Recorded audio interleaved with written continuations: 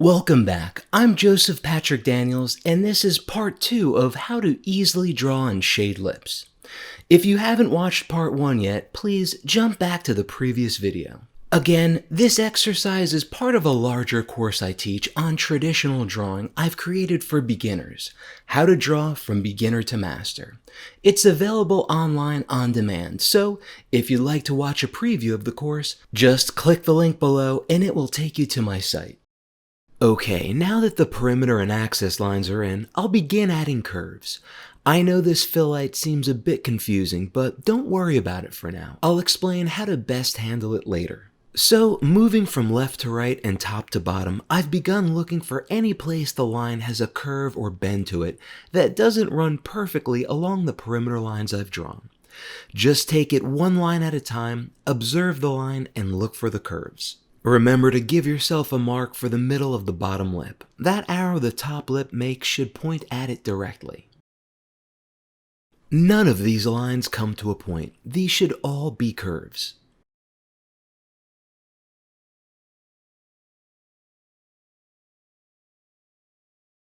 Notice this line bows inward a bit. Don't confuse it with this light shadow. That's actually part of the cast shadow's plane. And with that in, I can jump down to the bottom lip and define what's happening some more. I'll start by outlining the shape of the shadow on this side of the lip. Remember, this is a relief map we're drawing. I'm starting with the bottom line of the shadow.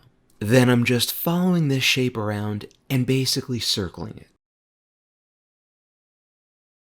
Now look closely for this shadow being cast by the top lip. It's very thin, but it's still part of this shadow on the bottom lip. I'll put in this dark spot in the corner of the mouth.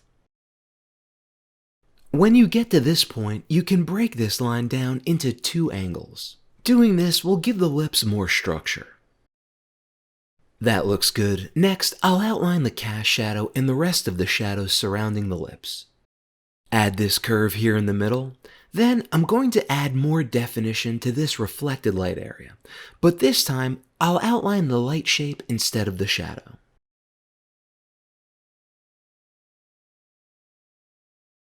All you'll need is a line here to separate the light shape from the shadow. And once that's in, I can start outlining the cast shadow starting here with the bottom lip. Extend this angle to help you find how far the shadow should go until it curves up. And when it curves up, look for which line it's parallel with to help you get the angle right. There are some curves with soft edges here, so I suggest drawing an outline around them right on your reference to define them. And notice there are two directions this shadow goes.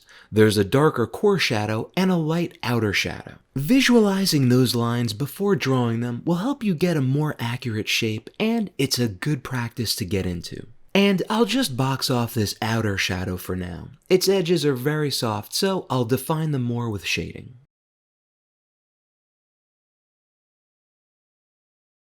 Okay, that's a good start.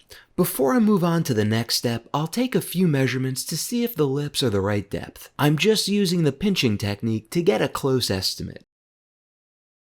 These distances look good. Remember to step back and compare your drawing to the reference.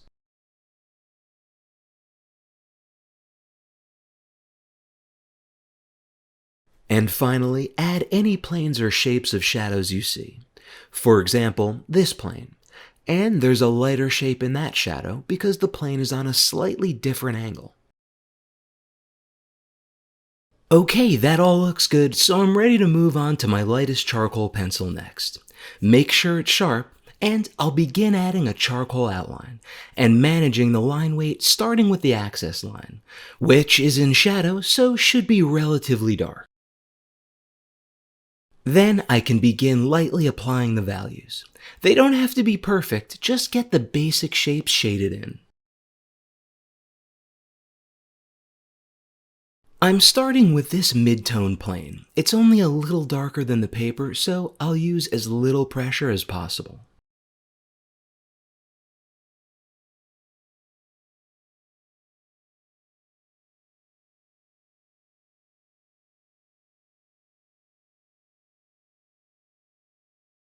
From here, you can continue with a light charcoal or switch to a medium value charcoal to begin building up the dark tones. I'll just quickly sharpen it.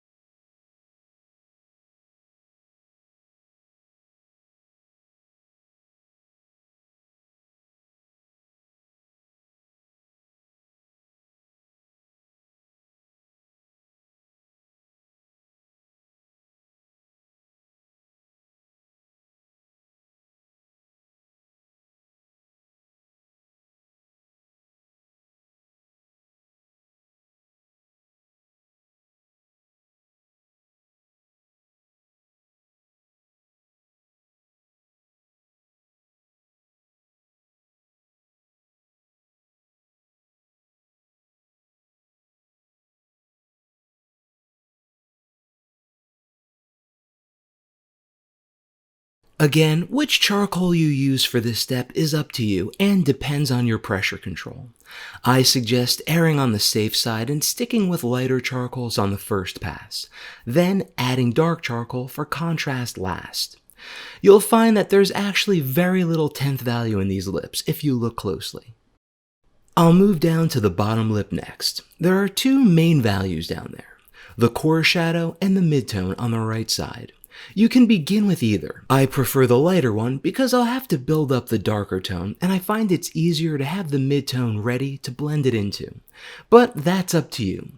Just shade an even tone right over all of this detail. We'll omit those highlights with a detail eraser later.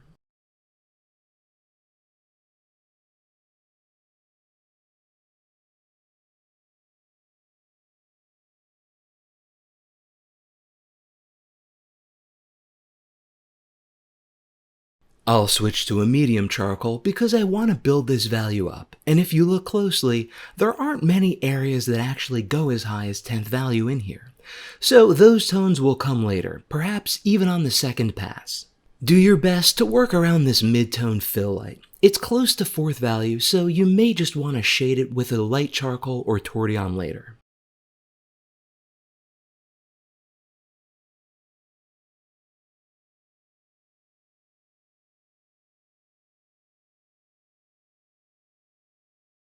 I'll shade in the cast shadow as well. That way, the mid-tone fill light will be visible because everything around it will be shaded in with a darker value.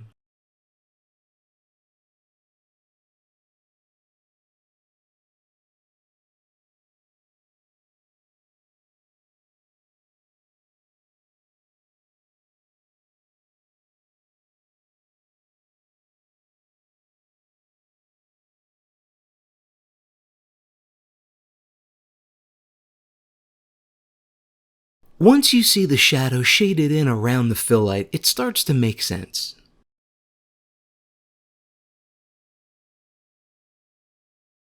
That's enough information for now. Don't worry about shading out that vignette around the left side of the mouth. Let your blending stick do that work for you. Finally, I'll add a tone into the fill light shape using a light charcoal. Use as little pressure as possible to make sure you maintain it as separate from the cast shadow, and to make sure you don't lose it into the shading around it. And when you're finished, step back and make sure your preliminary shading has given your subject structure and volume and looks cohesive. Make any adjustments you feel you need, and let's begin softening the shading with a tortillon.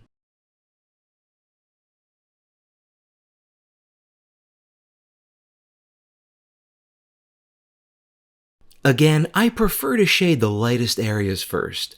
Otherwise, I have to clean my tortillon between values. If I begin softening a dark value, the darker charcoal gets onto the tortillon and can corrupt the light areas with dark spots.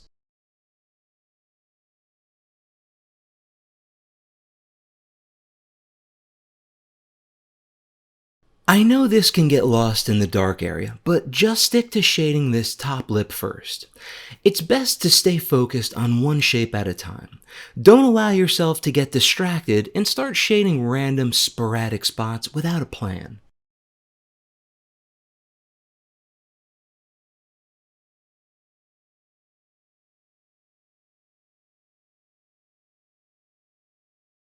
I'll move down to the bottom lip next. Remember, this shadow is a cast shadow, so there should be a fine line along the top of the bottom lip.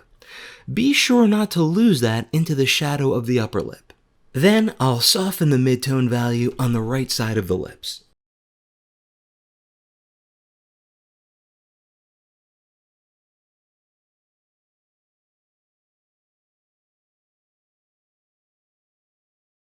I'm just using a scribbling technique for this.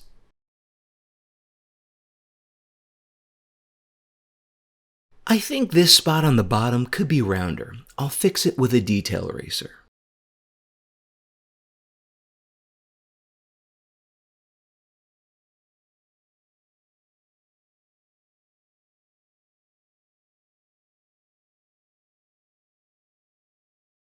Now I'm going to shade in this light shape, making sure not to lose it into the rest of the shadow.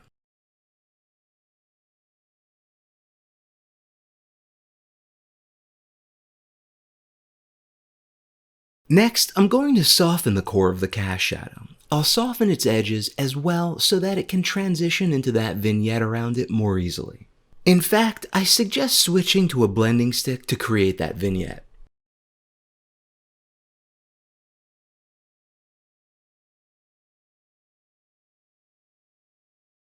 I'm going to soften my shading even more with this tool. I find its broad-shaped head helps me create nice structural shading when I use an overhand grip like this.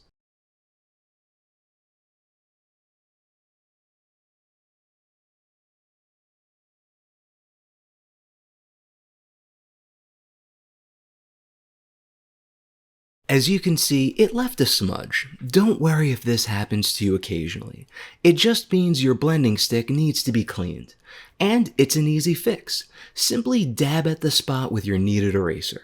Now that my first pass of shading is softened, and while I have that in my hand, I'll look around my drawing for any spots that can be adjusted slightly, or edges that can be softened.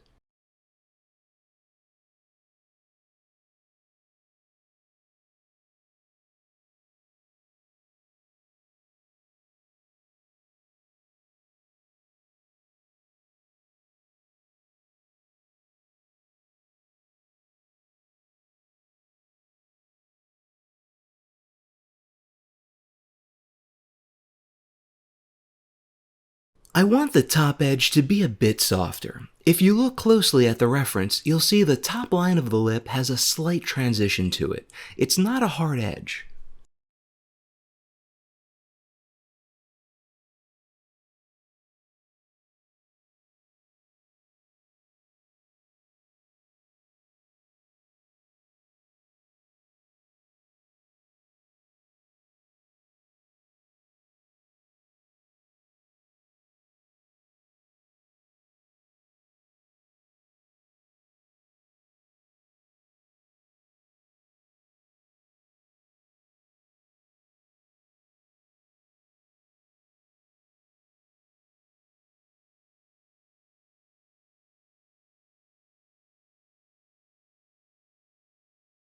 I'm just making very subtle changes that are unique to my drawing. You should be looking around yours for the same. Just compare one angle at a time to your photo reference and make adjustments as you see them.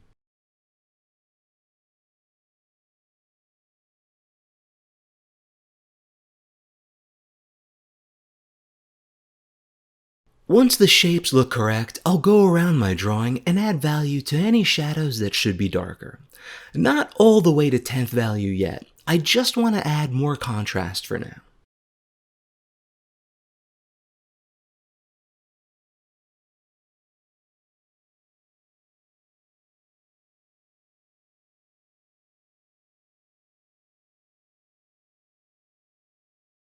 I don't want to lose the separation between the top shadow and the one on the bottom lip, so I'm going to sharpen my dark charcoal and define this line between them. Okay, this video is getting too long, so I've broken it up into two parts. So please jump to the next video, Drawing Lips Part 3, for the third half of the exercise, where I'll finish walking you through the shading stages and applying white charcoal. Please like and subscribe to my YouTube channel for more great tips on traditional drawing and painting techniques. And visit my online art school, the Beginner to Master Art Academy, if you'd like to preview the full course, as well as oil and acrylic painting courses for both beginners and experienced artists. Start your journey today.